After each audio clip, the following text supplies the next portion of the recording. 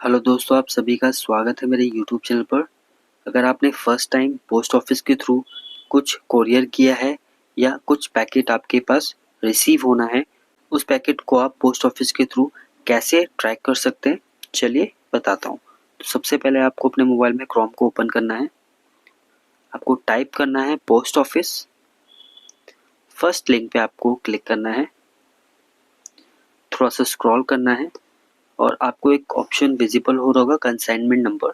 जो भी आपके पास रेफरेंस नंबर पोस्ट ऑफिस के थ्रू रिसीव हुआ है या रिसिप्ट पे मेंशन है, कंसाइनमेंट नंबर यहाँ पे आपको इंटर करना है।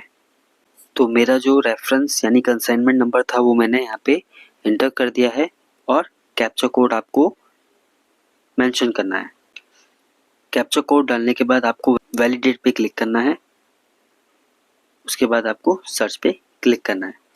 तो जो आपका पैकेट है उसका स्टेटस आपको देखने को मिल जाएगा कि आपको जो पैकेट है कहाँ पर है। सारी इन्फॉर्मेशन आपको यहाँ पे पैकेट की मिल जाएगी।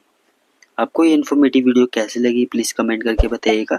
चैनल पर नए हैं तो चैनल को सब्सक्राइब करना ना भूलें। वीडियो को लाइक, कमेंट एंड शेयर जरूर करें। Thank you so much.